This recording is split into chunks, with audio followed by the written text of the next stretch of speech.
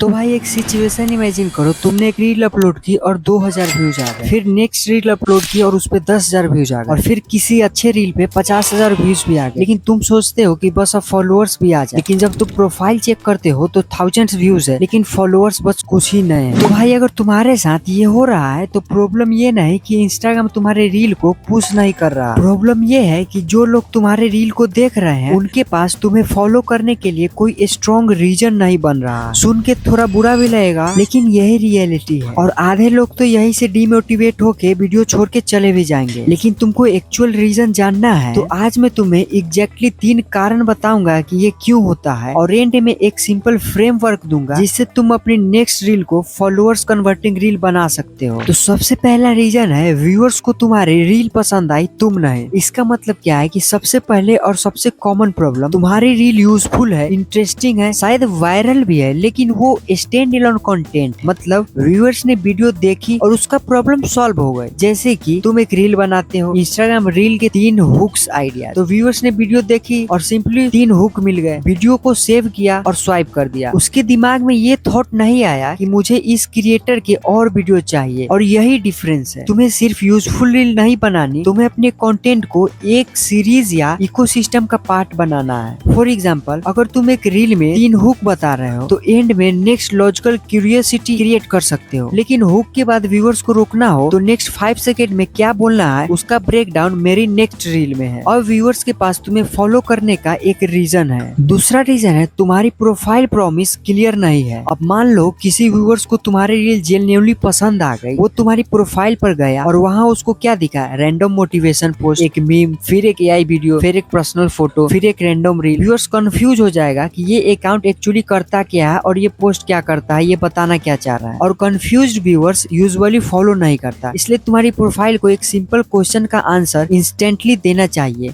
कि अगर मैं इस अकाउंट को फॉलो करूंगा तो मुझे बार बार क्या मिलेगा। फॉर एग्जाम्पल, अगर तुम्हारा नीच इंस्टाग्राम ग्रोथ है तो प्रोफाइल देखते ही क्लियर होना चाहिए, ओके ये बंदा इंस्टाग्राम ग्रोथ, रील और क्रिएटर स्ट्रेटजीज के बारे में कंटेंट बनाता है। फिर तुम्हारे रिसेंट 6 से 9 पोस्ट भी रफली सेम प्रॉमिस री इन्फोर्समेंट करेंगे। व्यूअर्स को डिसीजन लेने में जितना कम कंफ्यूजन होगा, फॉलो करने की पॉसिबिलिटी उतनी बेहतर रहेगी। तीसरा रीजन है कि तुम फॉलो मांग रहे हो, रीजन नहीं दे रहे हो कि तुम्हें फॉलो क्यों करेगा। वीडियो के एंड में हम बोल देते हैं ऐसी वीडियोस के लिए फॉलो कर लो, लेकिन व्यूअर्स के दिमाग में क्वेश्चन होता है क्यों मैं फॉलो करूं। सिर्फ ऐसी वीडियोस इनफ नहीं है, इसके अलावा स्पेसिफिक रीजन दो। फॉर एग्जांपल, मैं अगले 7 दिन इंस्टाग्राम रील के 7 डिफरेंट हुक टेस्ट करूंगा और हर एक्सपेरिमेंट का रिजल्ट शेयर करूंगा। अब फॉलो करने का रीजन है। या फिर तुम बोल सकते हो, अगर तुम स्मॉल क्रिएटर हो तो मैं हर वीक एक रियल इंस्टाग्राम एक्सपेरिमेंट टेस्ट करूंगा, उसका रिजल्ट शेयर करूंगा। और व्यूअर्स को फ्यूचर वैल्यू दिखाई दे रही है। और याद रखना, सीटीए का पर्पस फॉलो मांगना नहीं है। सीटीए का पर्पस व्यूअर्स को ये समझना है फॉलो करने के बाद मुझे क्या मिलेगा। और चौथा सबसे बड़ा रीजन है कि अपने व्यूअर्स को फॉलोअर्स में कैसे कन्वर्ट करें। तो अब एक सिंपल फ्रेमवर्क नोट कर लो। मैं इसे बोलूंगा VFC framework. V equal to value, पहले व्यूअर्स को जेन्युइनली यूजफुल या इंटरेस्टिंग इन्फॉर्मेशन दो। F फॉर फ्यूचर, उसको रीजन दो कि तुम्हारी नेक्स्ट वीडियोस भी उसके लिए यूजफुल होंगे। C फॉर क्लैरिटी, उसको क्लैरिटी पता होना चाहिए कि तुम किस टाइप का कंटेंट बनाते हो। फॉर एग्जाम्पल, तुम्हारी रील है why your reels get viewers but not followers, जैसे मेरे ही टॉपिक पर। इसमें वैल्यू क्या होना चाहिए कि तुम 3 जेन्युइन रीजन एक्सप्लेन करो। फ्यूचर में क्या होना चाहिए, मैं नेक्स्ट वीडियो में एक रियल प्रोफाइल का ब्रेकडाउन करके दिखाऊंगा कि उसका फॉलोअर्स कन्वर्जेशन कहाँ लीक हो रहा है। और क्लैरिटी में क्या दे सकते हो कि तुम्हारी प्रोफाइल पर consistently Instagram growth related content होना चाहिए। और व्यूअर्स के पास reason to watch, reason to return